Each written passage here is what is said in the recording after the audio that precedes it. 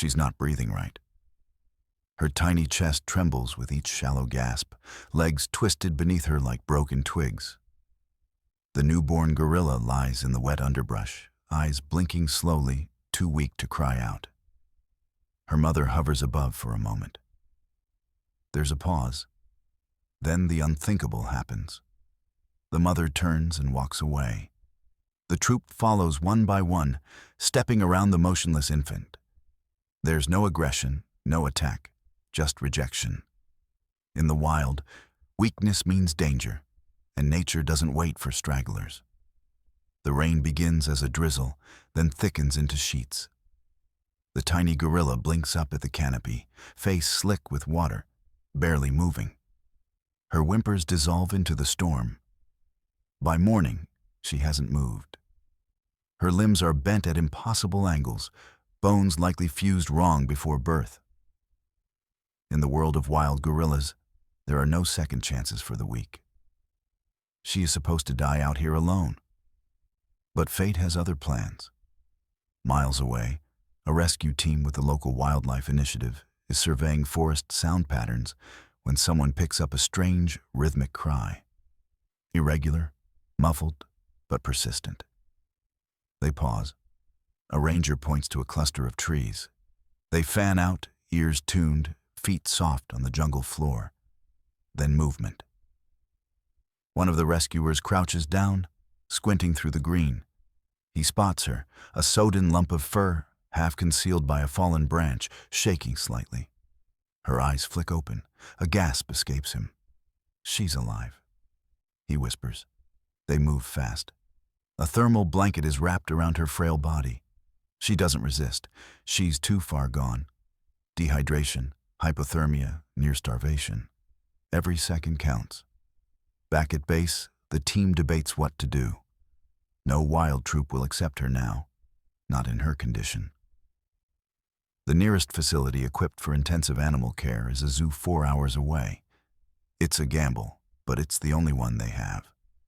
They load her into a crate lined with soft towels and medical packs. The hum of the engine drowns out the rain. One rescuer reaches in through a slot, fingers gently brushing her arm. Her fingers curl instinctively, not in strength, but habit. She's still fighting. When they arrive at the zoo, a pediatric veterinary team is already waiting. She's rushed into triage. Lights flash, monitors beep. The lead vet shakes her head at the scans. Limb deformities, underdeveloped lungs, weak heart rhythm. Her odds grim, but none of them expect what's about to happen next. The room smells like antiseptic and formula. Machines whir softly as the baby gorilla lies motionless in an incubator, wires snaking across her chest. Her limbs remain twisted, her fingers too rigid to curl properly. Vets speak in hushed voices. No muscle tone. One says septic risk is high, says another. Then comes the verdict. She's not expected to survive the week. They discuss humane options. Euthanasia is floated quietly, gently, like a mercy. No one argues. The baby hasn't moved in hours. Only one person stays silent. Maya. She's young, new to the team, still training, in neonatal animal care. But as she stands at the glass, watching the fragile form breathe in ragged patterns, she sees something the others don't. Not just life. Fight. She blinked, Maya says suddenly. The team looks over. She recognized my voice. There's a pause, skepticism thick in the air. But Maya doesn't wait for permission. She starts with warmth, her own body heat wrapped in soft towels. Then bottle feeding, slow and careful every few hours. Formula spills down the baby's chin, but Maya wipes it away, patient. Next come the tactile therapies, tiny strokes along the spine, rhythmic touches on her hands and feet to stimulate neurons that might not even be firing. Days pass, the vets still shake their heads. Her bones won't support weight. One says, even if she lives, what kind of life would that be? But Maya keeps going. One evening, As soft music plays through the neonatal unit, the baby turns her head. Not much. Just enough to lean toward the sound. Maya leans in close, whispering the same words each time. "You're not done yet. We've got work to do." They name her Nia. The name means purpose. Maya picked it without hesitation. She tapes mirrors around Nia's bed so she can see herself. Places cloth strips inside her hands, encouraging grip. She even wears the same lavender lotion each day. So Nia associates her scent with calm, with care. The transformation is microscopic, but real. First, it's the twitch of a foot. Then, a louder whimper during feeding. Then, most remarkably, a tiny hand reaches toward Maya's face. The touch is clumsy, but deliberate. And for Maya, it's everything. She's connecting, she says to the team, eyes glassy with hope. She's choosing to stay. Still, not everyone is convinced. The scans haven't improved. The risks remain. She won't stand, a senior vet reminds her. But Maya doesn't flinch. She cups Nia's face and smiles. Well, prove them wrong. The therapy room smells like eucalyptus and hope. Soft jungle sounds play in the background, part of the sensory stimulation program. A heat lamp casts a gentle glow over padded floors. In the center, Nia lies belly down on a cushioned mat. Limbs still curved and trembling, but no longer still. She moves. It starts as a wriggle, then a drag. Her arms, weak but determined, press against the floor as her body scoots forward an inch. Then two. Maya gasps. She kneels beside her, voice low and excited. "That's it, baby girl. Come on. Every movement is a miracle." Nia's bones remain deformed. Her elbows twist inward, her feet curl oddly under her. But she doesn't stop.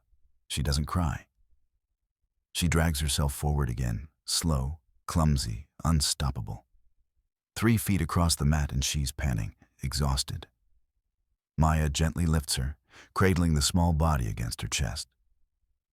"You did it," she whispers, rocking slightly.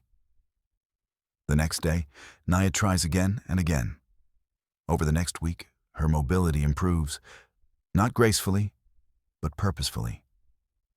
With every movement, her muscles strengthen, her mind sharpens. She begins tracking objects with her eyes, lifting her head at the sound of Maya's voice. She starts reaching, not just reflexively, but intentionally. The zoo staff begins to take notice. Some still dismiss it as novelty. "She'll never walk properly," one vet says.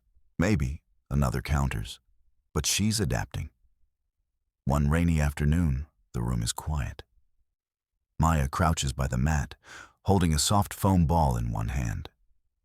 Nia stares at it, then crawls forward in her awkward dragging motion. Her arms press, her legs twitch, and then, shockingly, she pushes herself upright. For 2 full seconds, she stands. Maya's gasp echoes off the walls. "Yes, yes," she cries, eyes wide with disbelief. Nia topples immediately, but the moment is real.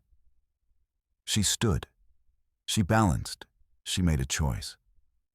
The team watches the video footage later, stunned. The baby that wasn't supposed to survive has defied every projection. Nia begins vocalizing more often, whimpering when Mia leaves, cooing when she returns.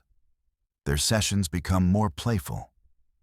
Maya swings a scarf above Nia's head, and Nia reaches for it, giggling softly. They touch foreheads. They hold gazes for minutes at a time. There's communication in every look. At night, Maya leaves one of her worn t-shirts in Nia's bed, scented with lavender and safety. One morning, Nia refuses her bottle. Instead, she pulls herself into Maya's lap, rests her cheek against her chest, and simply breathes. It's not just therapy anymore, it's trust. And for the first time, everyone agrees. She's not just surviving, she's choosing to live. Laughter echoes through the gorilla habitat. Children press their faces to the glass, but they're not watching the others. Their eyes are locked on one small figure in the corner, moving differently, but moving fast. It's Nia. Her gait is sideways, lopsided, more shuffle than stride. But she's smiling. Her mouth opens in a low, gleeful rumble as she drags a soft rope toy across the enclosure, a ramp built just for her slopes, gently up to a platform. She climbs it with deliberate effort, pausing halfway to wave a bent arm at the crowd. The onlookers cheer. "She's brilliant," someone whispers. "She's doing it her way." Maya watches from behind the glass, a lump in her throat. Nia isn't the strongest. She isn't the fastest. But she is without question the most captivating. Each day brings a new surprise. She figures out how to use her elbows to brace herself upright. She navigates uneven terrain by leaning her weight to one side. When other young gorillas climb, Nia studies them, then improvises. She builds her own methods using sticks, pushing off walls, even using her head to balance mid-roll. Maya introduces special enrichment items. A puzzle feeder designed for easy grip. Padded mats to soften her tumbles, a mirror placed low enough for her to see her reflection. Nia doesn't just engage, she excels. She solves the feeder puzzle faster than expected, then faster than any other juvenile. Staff gather to watch. Some take notes, others simply marvel. One older keeper mutters, "She's not disabled. She's just different." And he's right. Her uniqueness has become her identity. She approaches challenges not with frustration, but with play. Even when she stumbles, she grins. Her joy is infectious, her creativity unmatched. Other gorillas begin to notice. One afternoon, a young male approaches her, curious. Nia offers him a stick. He takes it, and she snatches it back, giggling. A game begins. It's the first time she's been fully accepted by one of her own. The troop doesn't reject her anymore. They follow her lead. Maya captures the moment on camera. In the video, Nia climbs onto a soft hill, flops dramatically onto her side, then spins backward into a pile of leaves. The troop mimics her seconds later. It's her game now. She's no longer the baby they whispered might not make it. She's the innovator, the one who plays differently, thinks differently, lives differently. Visitors begin asking for her by name. A new sign is installed near the enclosure. Meet Nia, a story of strength, adaptation, and joy. Maya stands beside it, hand on the glass, watching Nia climb halfway up her ramp and pause, head tilted as if posing. For the first time, Maya isn't just proud of Nia, she's inspired by her. The crowd is quiet now, not silent, but reverent. It's Saturday morning and the zoo is bustling.